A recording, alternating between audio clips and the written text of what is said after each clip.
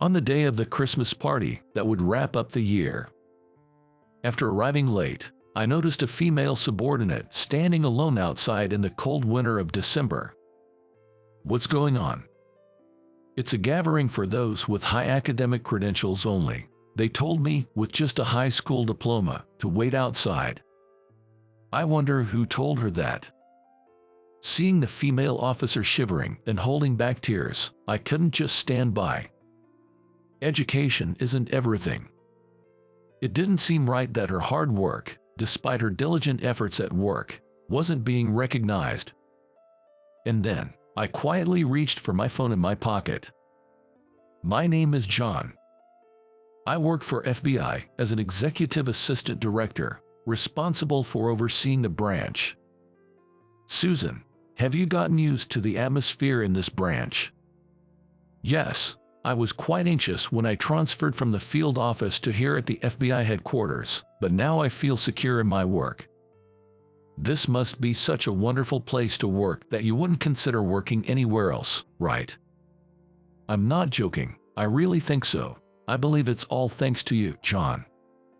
Me? Yes, everyone here is exceptionally kind, but I believe it's because we have you as our boss. If that's the case, I'm glad, not sure, though.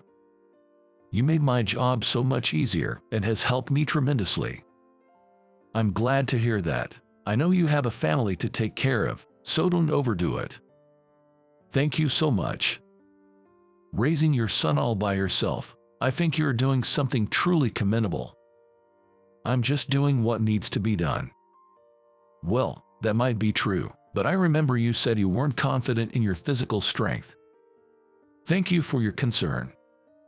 I don't have kids of my own, but I understand the difficulties of balancing work and household chores. Oh, do you? When I was in high school, my parents passed away in an accident. I'm sorry to hear that. I had a much younger brother that I worked very hard to provide for. You had such a difficult time when you were still a teenager. Of course, I think it would have been impossible alone. Without the support of those around me, who knows where I'd be. People are willing to help out because of who you are, John. You're giving me more credit than I deserve. I'm now the boss, but I don't think it's all on my own. The support from relatives, friends, and various people is what made me who I am today. That's why I want to be kind to my subordinates. Even as an executive assistant director at the FBI, I've never forgotten that. Without those around me, I might have given up back then. You've overcome many hardships to be where you are today, John. It sounds cool when you put it that way. Seeing Susan, who transferred from a local field office, reminds me of the old days. Somewhere in my heart, I might be seeing a reflection of my younger self. One day, the topic of our annual event came up. It was a man named Mike who first suggested it. John, the Christmas season is upon us, isn't it? That's right, I had almost forgotten. I'll look up some nice places. No, I've already made a reservation. Really? You've already booked? That was quick. Since I am a Harvard Law School graduate, and I passed the FBI exam with top honors, he said. Does that have anything to do with booking the Christmas party?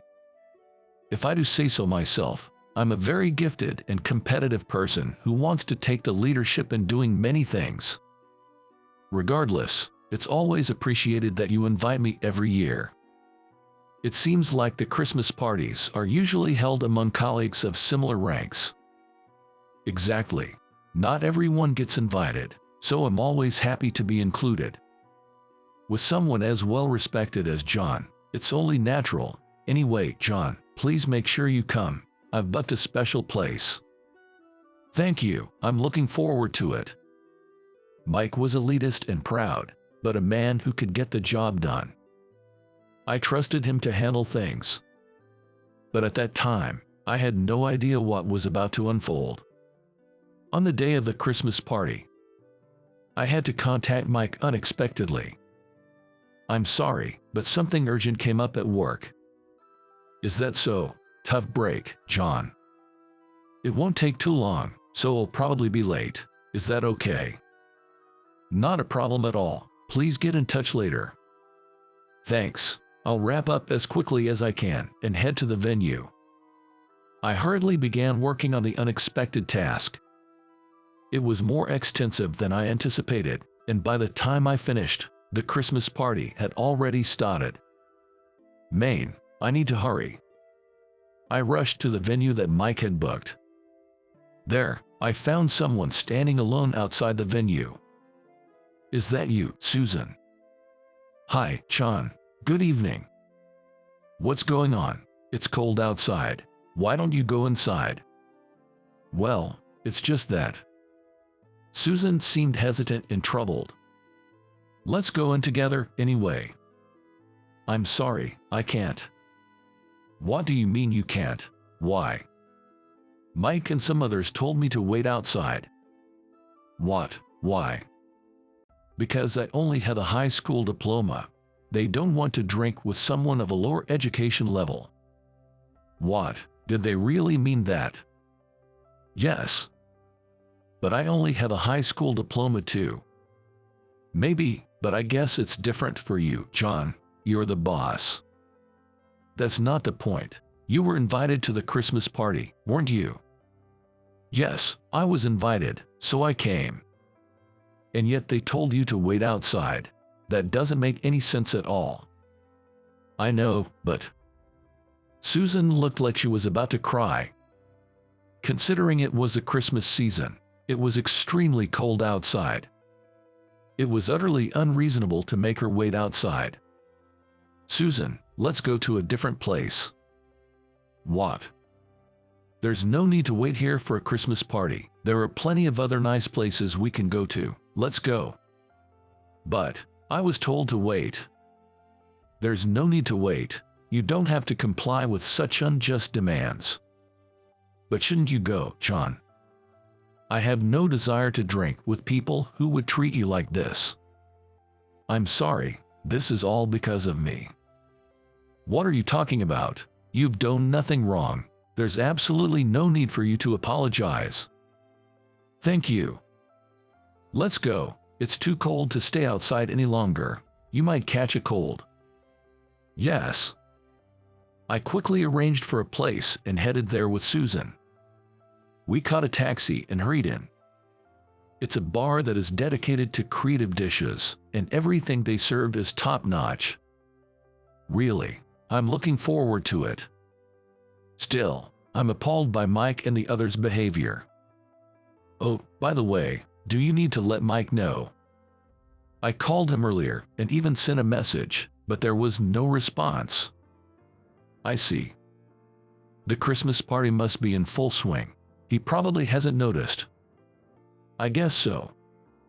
Don't worry about it. They have their own thing going, and we'll have our fun. You're right. I'm sorry for being so down. Anyone would be upset after what happened. It's completely understandable. I'm really glad you're here, John. You're welcome. Hey, looks like we've arrived at the place. I paid the taxi fare and got out with Susan. Well, we should greet them. Greet who? You'll see once we're inside. I opened the door to the establishment and entered with Susan. Hey, John, we've been waiting. Michael, sorry to keep you waited. What? What is Michael here? It's a year-end party for the senior management. I was supposed to drop by later. I had no idea. John, who's the lady with you? This is Susan, who transferred to my branch from the field office. Would it be all right if she joined us? Come on, let's have a nice drink since we're here. Thank you. At a Christmas party filled with senior management, Susan was initially quite nervous. However, her tension gradually eased. Susan, do you also have a high school diploma only? Yes, I do. I'm a bit embarrassed to admit it. What's there to be embarrassed about? Everyone here at this Christmas party is a high school graduate. Really, is that so? Just because someone's part of the senior management doesn't necessarily mean they're highly educated. I see. Maybe I had some prejudices. Many of us here have struggled with family issues. I think there is a lot we can relate to when we hear about the circumstances you just described. That's such a generous thing to say. Thank you. I'm relieved to see you're getting along well. John, have you always been close with the senior management? You know, I've even been invited to their Christmas party. We've known each other for a long time, and we have a good connection. Compared to when she entered, Susan seemed much more relaxed. She must be delighted to find common ground with people she thought of as being out of her league. She was sharing more personal stories than she usually might. Yeah, you seem to have a lot in common with John, don't you? Really? In what ways? Oh, in many ways. What do you mean by that specifically? Well, no need to delve too deeply into that. Let's just enjoy our drinks for now. Oh, okay. Despite the terrible treatment from Mike and his gang, the Christmas party here turned out to be a lot of fun. The wonderful time flew by quickly, and it was time to disband. See you tomorrow, John. Jess, I'll be heading off now. Good night. Since we were headed in the same direction, Susan and I shared a taxi back, just like on the way there. John, thank you for today. I had a great time. I enjoyed it too. The senior management seemed to like you. I was surprised. I always thought people at the top were almost out of reach. That's an exaggeration. You found a lot of common ground, didn't you? Yes, I did. It made me really happy, and it motivated me to work harder.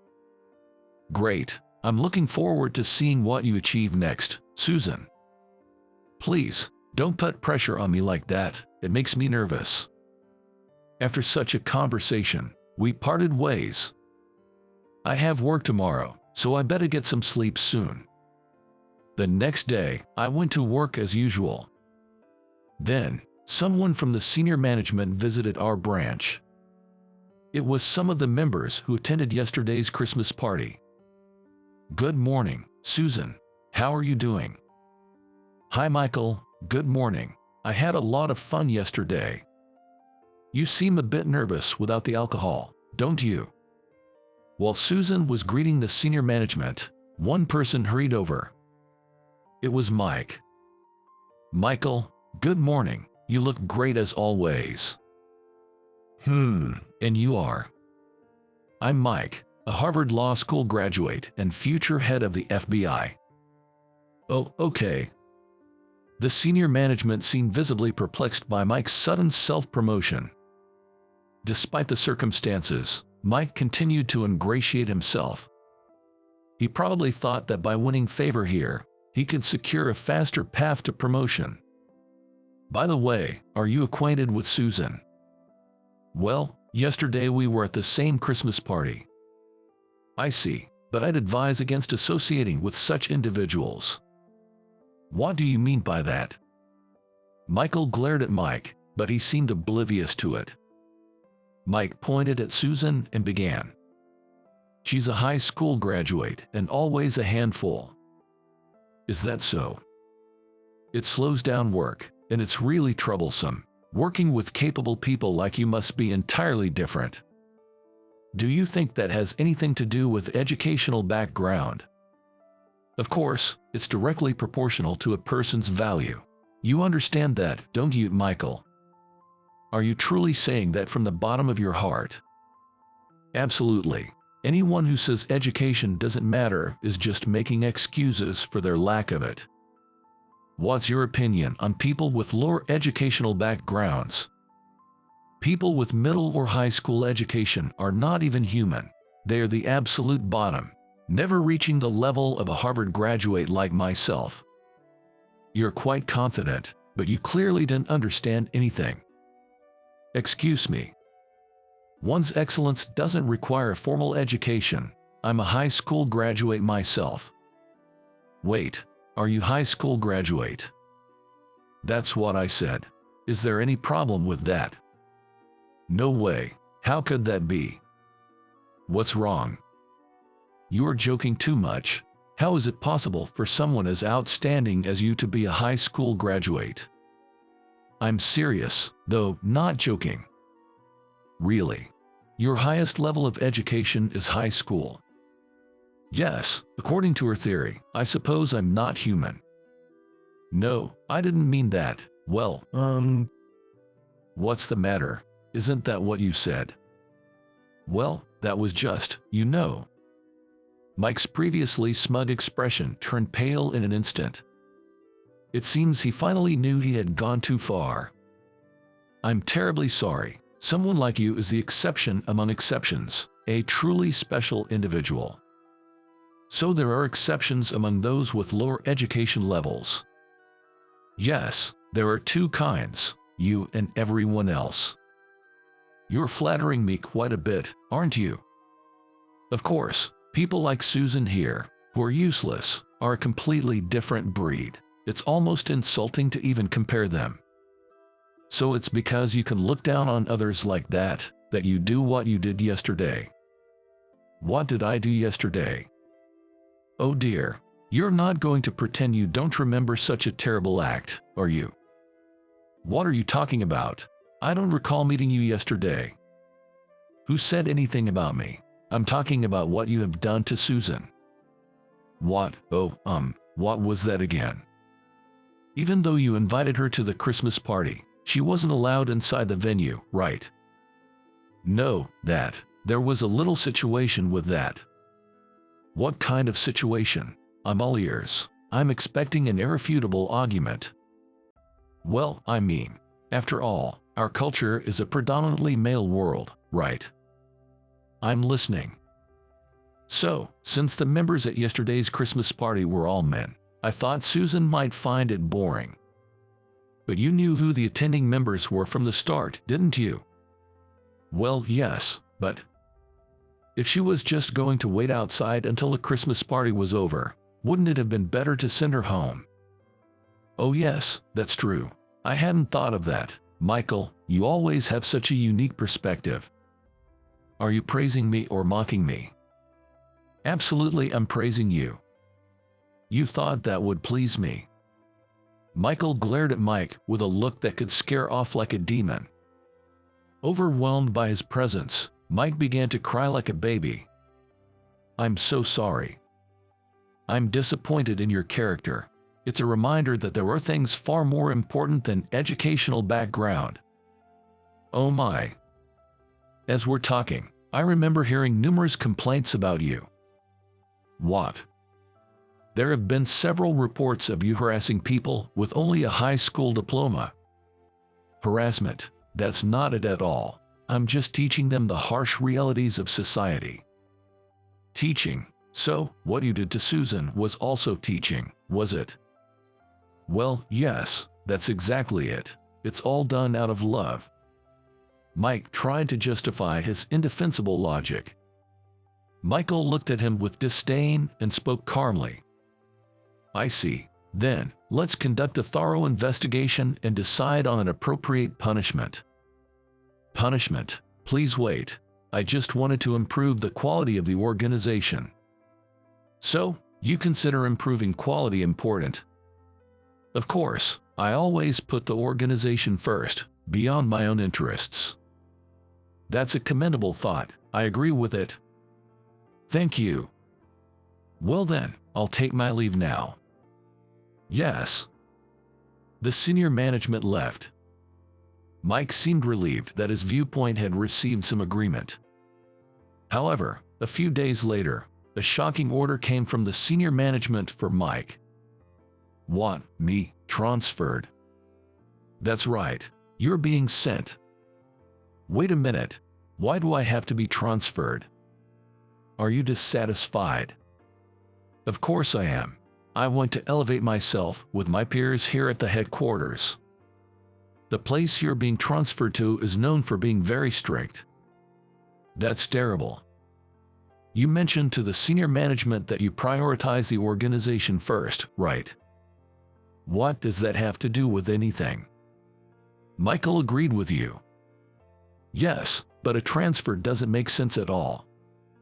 No, your transfer was decided because it was deemed necessary for someone who puts the organization first.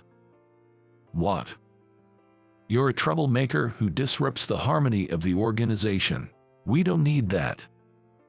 That's harsh. How could I, a Harvard Law School graduate, be a troublemaker? That's impossible. You are free to think what you want. By the way, your transfer destination is famously strict, so brace yourself. What? Wait a minute. I was raised as a cherished only child. I can't handle a strict workplace. If it's too much, you're free to resign. Oh. The decision to transfer you is final. It won't be reversed. This is all Susan's fault. Don't blame others for your own failings. Shut up. I'll make you regret ever looking down on me. I'll climb higher than you could ever imagine. Is that so? Do your best. Don't mock me. I'll make all you low-educated people regret getting cocky. With those parting words, Mike was transferred. About 6 months later.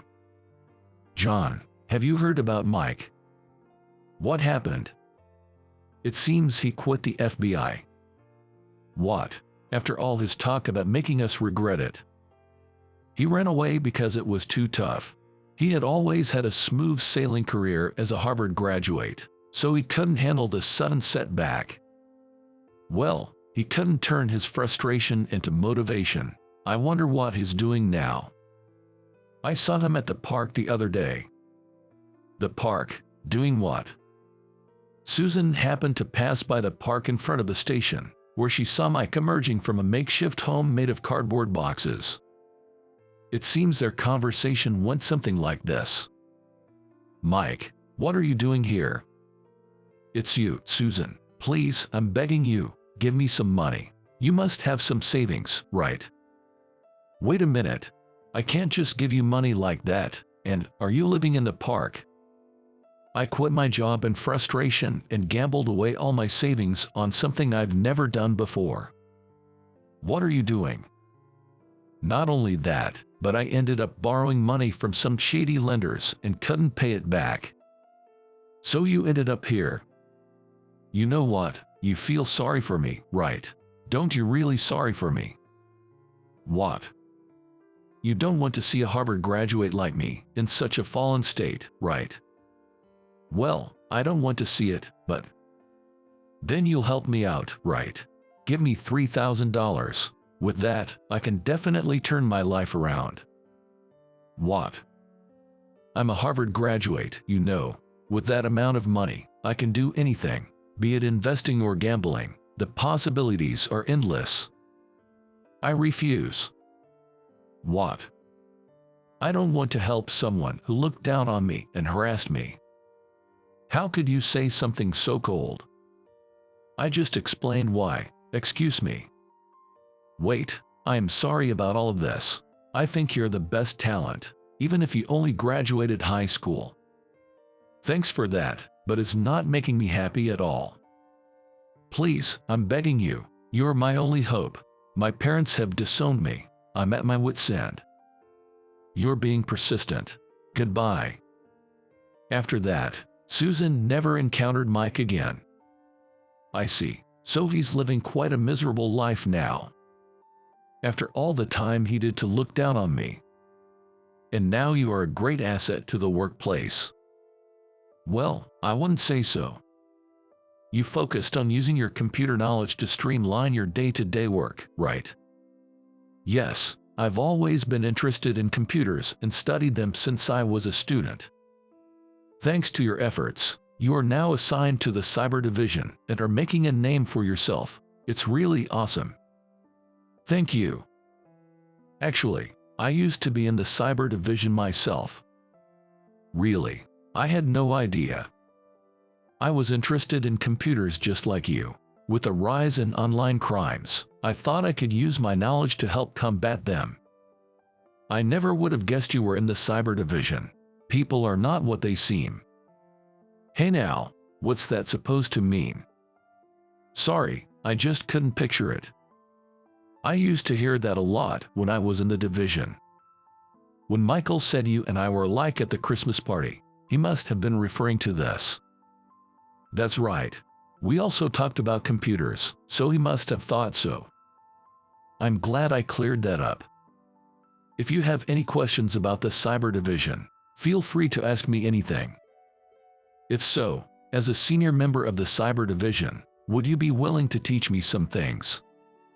You're quick, aren't you? Sure, no problem. How about we go out for a meal this Saturday?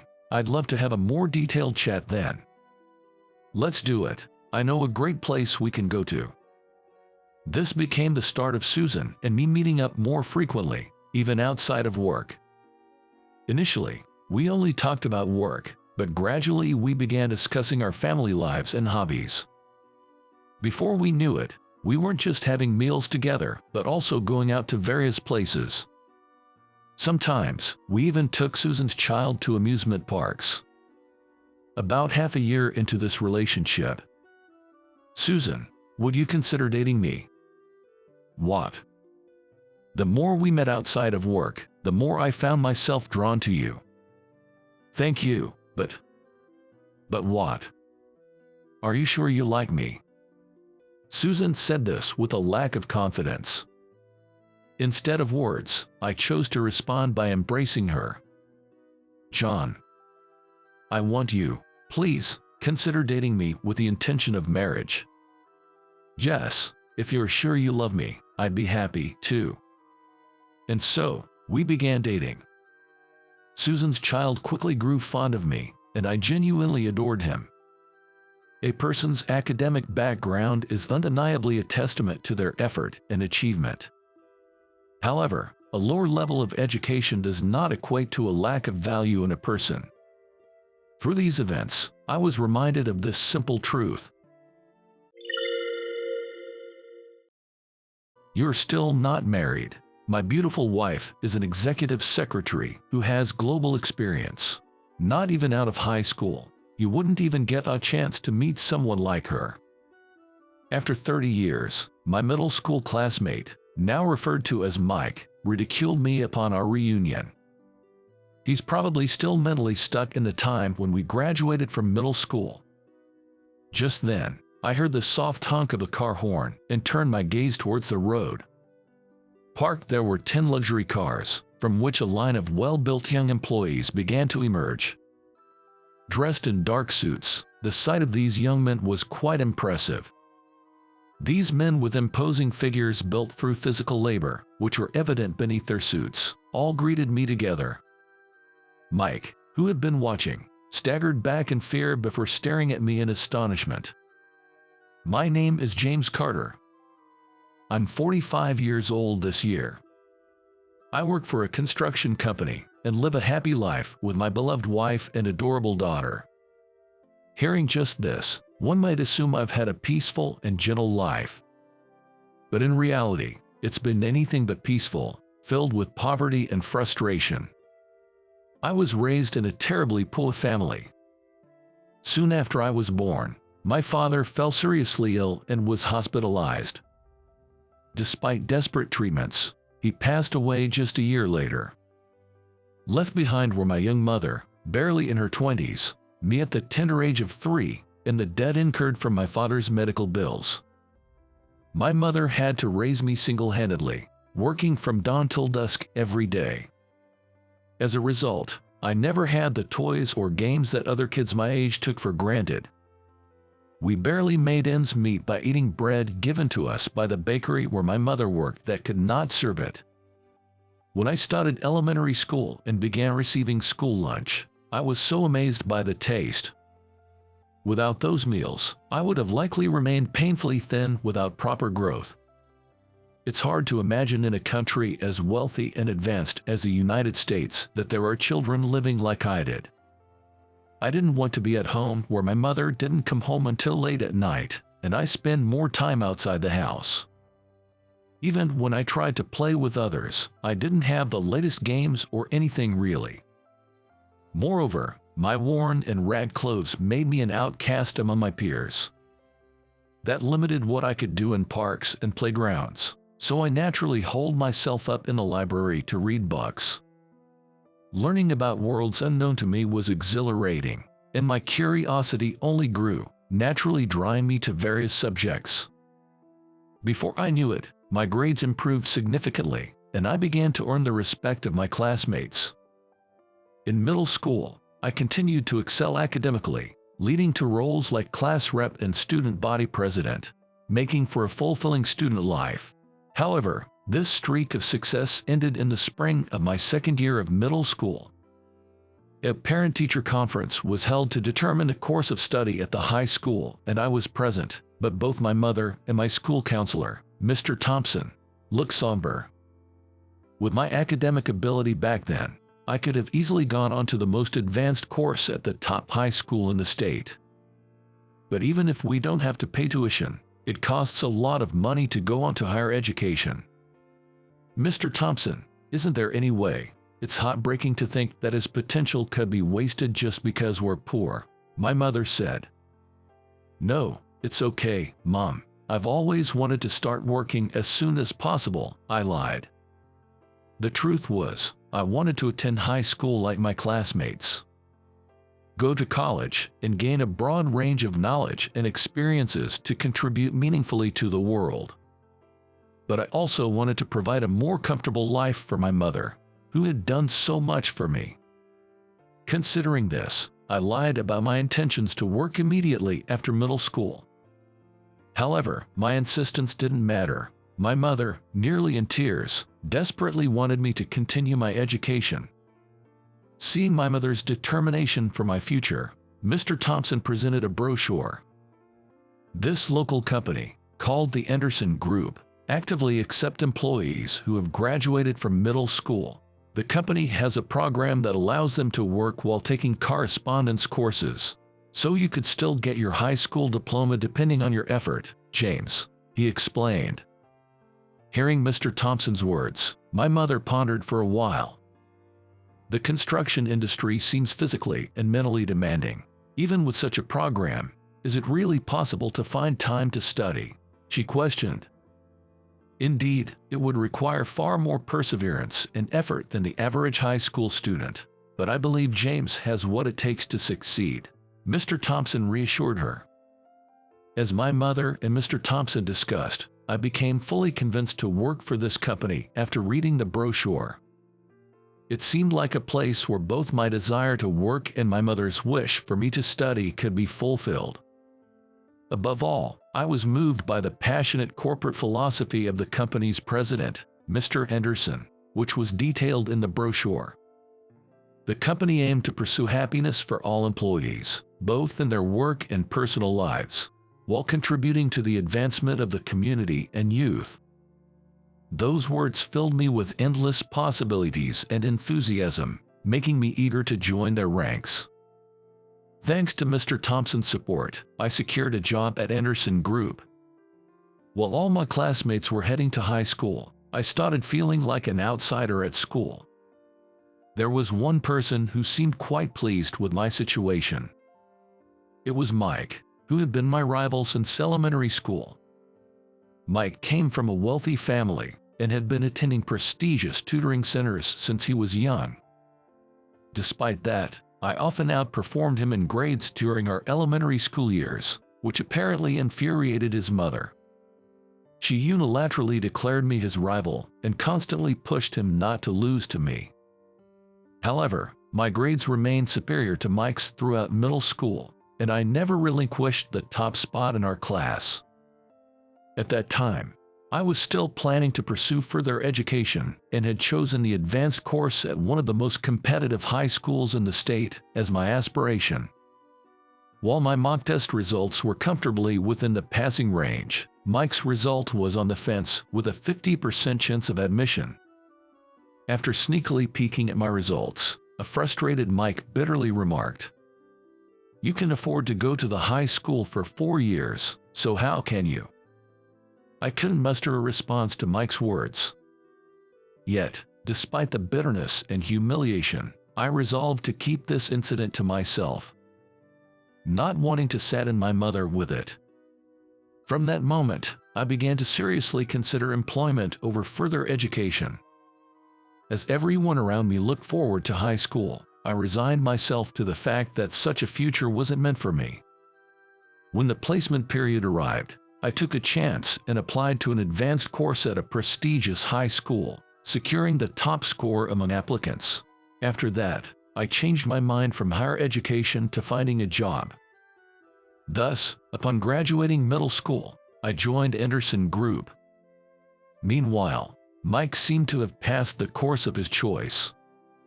But I was so busy adjusting to the completely new world of the construction industry that I didn't have time to think about anything else.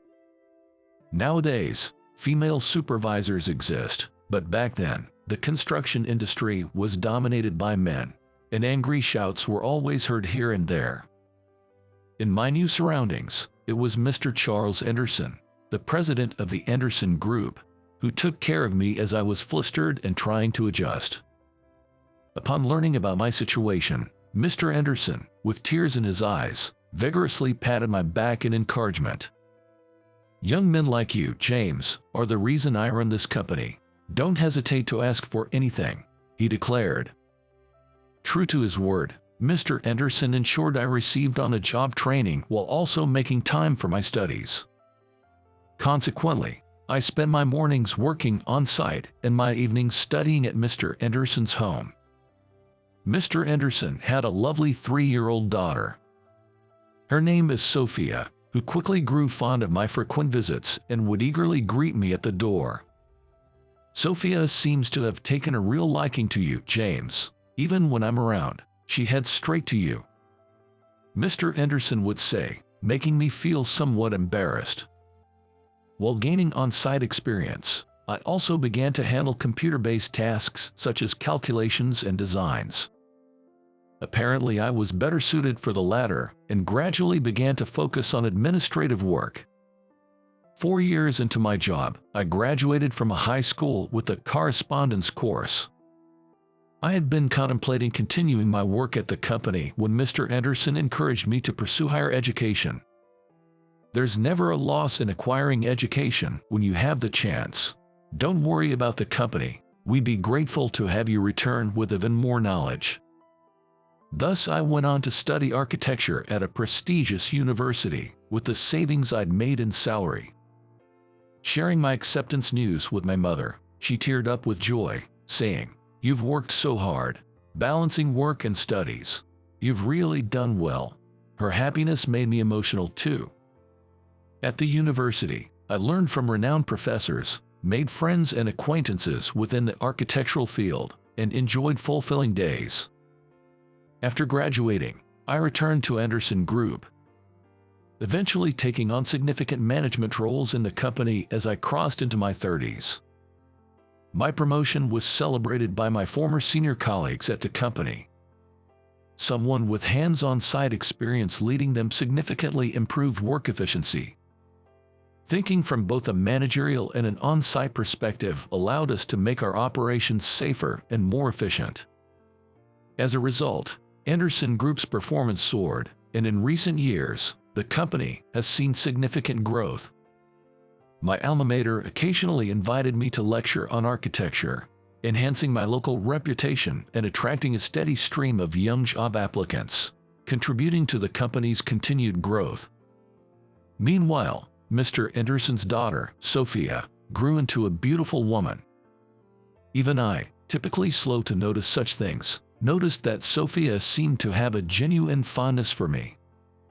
One day, Mr. Anderson invited me for a drink after work and abruptly asked, "So, James, have you got someone special in your heart?" "No, I'm enjoying my work right now and haven't really had the chance to meet any women." In response to my casual reply, Mr. Anderson looked at me seriously. "What do you think of Sophia? You already know. She really wants to marry you. I can trust you with my sweet daughter." Though I had sensed her affection, having it explicitly stated made me feel both embarrassed and elated. The next day, I dressed in my best suit and visited Mr. Anderson's home. With a bouquet of roses in hand, I declared to Sophia, "Sophia, I promise to make you happy. Please marry me." Nervously, I had intended to ask her out, but I ended up proposing instead. Nevertheless, Sophia blushed with happiness and said, "Yes, I'd be delighted to if you'll have me," and we were married a year later. Sophia took my last name, and we've been living a happy married life. 30 years after graduating from junior high and entering the workforce, I turned 45. It was a fitting milestone for me to become the second president of the company. Now, as my father-in-law, Mr. Anderson, taught me the ropes of being a president, my days became busier and more fulfilling than ever. Before I knew it, Anderson Group had grown into a regional powerhouse with 7,500 employees. Amidst this, the company was invited to play a central role in a major regional development project. With many related companies involved, a networking reception was organized in a hotel's grand hall to foster connections. On the day of the reception, the venue, set up as a buffet-style party, was bursting with the enthusiasm and ambition of those in the construction industry. This time, family attendance was encouraged, so the presence of construction company presidents' spouses and children added to the ambience. Sophia mentioned she would join later, so I waited for her arrival at the entrance, looking out onto the street. That's when a man stopped in front of me. His face seemed familiar, and as he approached and scrutinized me, he broke into a wide smile. "Hey, aren't you James? Long time no see. It's me, Mike." It was Mike, the one who had treated me as a rival back in middle school. "It's been a while. Surprised you recognized me." "I'm a sales director now. Beating my peers requires at least remembering names." Mike smirked, crossing his arms and staring at me. "I heard you became a carpenter. Are you involved in this project? You don't look sunburned, though." Got fired from carpentry. He probably assumed I was still working on site due to my initial job. It seemed Mike couldn't grasp that people's jobs and positions change over time. Wanting to feel superior by comparing himself to me, just like in middle school. Mike continued scrutinizing me, but then seemed to find a new angle to attack from. "Attending alone, aren't you? You're still not married. My beautiful wife is an executive secretary who has global experience. Not even out of high school. You wouldn't even get a chance to meet women." Reuniting after 30 years only to be mocked by Mike indicated his mindset hadn't evolved since middle school. While I understood his desire to boast about his wonderful wife and success, it wasn't appropriate for this setting. Mike went on boasting, but I was growing increasingly uncomfortable. Then, I heard a car horn and turned to look at the road. "James, I'm sorry to keep you waited." "Sophia, glad you could make it." In front of a lineup of 10 luxury cars. Sophia's arrival brought a smile to my face. "Thanks for coming today. Are the others in the cars behind your father and his colleagues?" "Yes, Dad wanted to give the younger members of the group a chance to learn too." As Sophia and I chatted amiably, well-built young employees began stepping out of the luxury cars.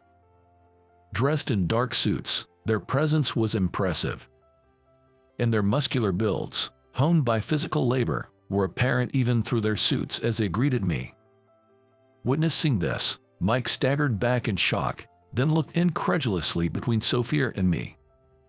"What? You're married, and to someone from the group?" "Yeah. She's my wonderful wife. Thanks to her, I'm leading a very happy life," I replied honestly, without feeling the need to hide anything. Our young and well-built employees gradually made their way into the hotel hall. At that moment, a woman dressed in a dark navy suit approached us. Mike greeted her with a relieved expression. "You're late." It seemed she was the wife Mike had boasted about, who has global experience. Being a secretary, she appeared in a simple outfit for today's event. "This is my wife, Madison. She is beautiful and works as an executive secretary. She used to live in Paris and Barcelona, so she speaks French and Spanish," Isn't that great?" Mike boasted as if her achievements were his own. After a brief glance at him, I greeted Madison. Though undoubtedly beautiful, her often forlorn expression caught my attention. Noticing me, Madison's demeanor shifted to a more formal one as she quickly greeted me. "Thank you for your support. I appreciate your consideration the other day." "It's no problem at all. It must have been tough for you since then." Overhearing our exchange, Mike looked at me quizzically. "Madison's an executive secretary at a trading company, right?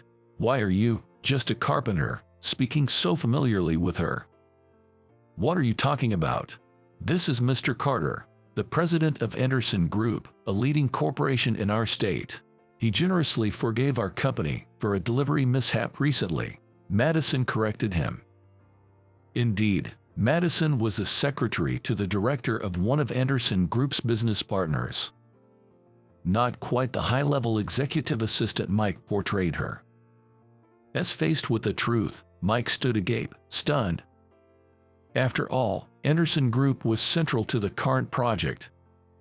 It was almost absurd that Mike, involved in a regional development plan, didn't recognize my name. However, unwilling to accept the reality, Mike shook his head in disbelief before raising his voice again. "Stop lying. I don't know how you deceived my Madison, but it's shameful to boast and lie even though you're poor." I was about to retort when Madison quickly apologized. "I'm sorry for my husband's rudeness. Despite the opportunity you gave us at work recently, we've caused you discomfort today." "It's fine. Work and personal life are separate, after all." Mike's expression darkened as our conversation continued. His pride was likely hurt, seeing his wife, whom he had boasted about, apologizing to me, whom he had looked down upon. "What's this joke? There's no way a middle school graduate like you could be the president of the renowned Anderson Group. James is my husband, and there's no mistake that he's the president of Anderson Group." At that moment, Sophia, who had been listening in, spoke up. She began addressing Mike and Madison with a calm yet dignified smile. "James joined Anderson Group when I was just 3 years old. I've always known I wanted to be with him, and we got married as soon as I turned 18. What a lovely story. To be dedicated to your husband like that from such a young age, it must have been a fateful encounter." Flattered, I couldn't help but feel a bit embarrassed. "We were late today because I was putting our daughter to bed." "How old is your child?" Madison asked, her gaze drifting enviously towards Sophia's belly, which was noticeably rounded with our second child. "She's 3. We took our time to enjoy life as a couple before having her, so she's still quite young." Madison bit her lip in frustration as she listened to Sophia's innocent words. "I've always wanted children too, but with both of us working, and my husband's expensive car hobby, we can't afford it." "Don't blame it all on me. You spend plenty too. Look at James's wife. She may dress simply, but she's much more beautiful than you with all your finery," Mike retorted, pointing out Madison's branded accessories and bags. Though Madison was adorned in brand-name items, her gaze lingered on Sophia's attire. Sophia, preferring elegant fashion, might seem understated at first glance, but she actually collected rare, high-value pieces she genuinely liked, likely making her attire more expensive. The realization that she had given up on children for financial reasons, only to be faced with someone who seemingly had it all, must have been painful for Madison. Moreover, while men can father children at an older age with lesser physical consequences, women face significant physical burdens, adding to Madison's distress. As I pondered their situation, Mike, looking displeased, grabbed my arm. "Look, running into you here must be fate. Let's do business with my company. I upset a major client last month. We're old acquaintances, right?" I was at a loss for words to Mike's utterly one-sided argument. Even after all these years, he still looked down on me until he knew I was the president, and then he suddenly changed his tune. "We worked hard studying together back in middle school, didn't we? Let's continue to get along." I wonder what Mike remembers from our middle school days. I still haven't forgotten his words. "You think you can just go to high school for 4 years without any money?" I'm not a philanthropist who's kind to just anyone, and to be honest, I'd rather not have Mike in my sight. I'm sorry, but I have to decline. I don't think we can have a pleasant business relationship. What? Why not? Mike must not have expected to be turned down. His eyes widened in surprise, and he confronted me aggressively. "Come on, trade with me.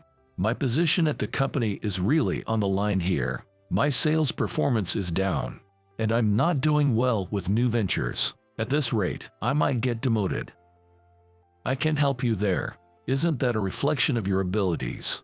Who would willingly do business with someone whose performance is declining and is on the verge of demotion?" Not just Mike was taken aback by my words. Madison, who had been listening in, hastily pleaded, "Please let me also ask you. He could be fired, not just demoted. In fact, he has been messing around with a female subordinate and is being pursued by the company. He really can't afford to make any more mistakes." "Is that what you want, Madison?" When I asked her quietly, Madison could only respond with a surprised "what?" as her eyes widened. "I've talked with you a few times at work, so I feel I have some understanding of your character. In truth, you can forgive Mike for what he did, can you?" "Well..." Madison muttered a word and then fell silent, looking down. Madison's stern and silent expression is probably a far cry from her usual one. Seeing his wife motionless, Mike panicked and pressed her. "What do you mean? You're my wife. You should always be on my side, right?" Leaving Mike to his ranting, I prompted Sophia to move into the grand hall with me. The reception ended successfully that day, but we never saw Mike or Madison again. That was the last time I saw Mike. What follows is what I heard from acquaintances at our trading partners. Following that reception, the large-scale development project for regional promotion progressed smoothly with various companies. But Mike's company was not among them. The lack of an attractive proposal was the main reason. However, it's rumored that Mike's bad behavior, which had become widely known, was also a factor in their reluctance to engage in business. Considering the effect on the company's future, the executives decided to transfer Mike from sales. He was moved to a less significant department, essentially being put on standby for voluntary resignation. It seems pitiful to hear that much, but in fact, it seems that the situation was one of leniency, that he was not reprimanded. This is because it was discovered that Mike was actually demanding bribes from his subcontractors. When his salary didn't increase as expected due to declining performance, he started selling company client lists to dubious firms in exchange for cash and lavish entertainment. As these facts came to light, and female employees he had harassed began to consider legal action, Mike finally surrendered. Taking responsibility for his actions, he resigned voluntarily. He tried to find work in other companies, but his reputation had already spread throughout the industry, leading to rejections everywhere. Having no choice, he managed to get hired as a temporary worker by a subcontractor, but his pride in having always been on a winning side in his life up to that point did not leave him until the end. It led to his resignation after failing to tolerate being instructed by younger supervisors. He then drifted through various part-time jobs, barely making ends meet. Meanwhile, Madison, having grown tired of Mike, decided to divorce him early on, and threw herself into her work with renewed vigor. Though they were not blessed with children, she paid a visit to a child welfare facility with a friend. It led her to volunteer and engage in support activities for children. Helping as many children as possible find their desired paths in life made her feel her life had meaning. "I'm truly grateful to you, Mr. Carter. You taught me that there's more to life than just marriage to Mike and gave me the opportunity to change my life." Madison said when we met again after a long time, she had stopped her flashy dressing and opted for a simple, elegant style instead. It seems that men with sincere intentions are also drawn to her. Given her diligence and capability, she can undoubtedly carve out a fulfilling life for herself from here on. As for us, Sophia safely gave birth to our second child, a son, thereafter. As a family of 4, we cherish each other and live happily every day. Having experienced poverty in my childhood, I'm determined not to let my children go through the same hardships. Therefore, I'm even more devoted to my work than ever, striving daily to stabilize the company. If I ever seem to be heading in a dangerous direction, I'm sure Sophia, always by my side, will caution me.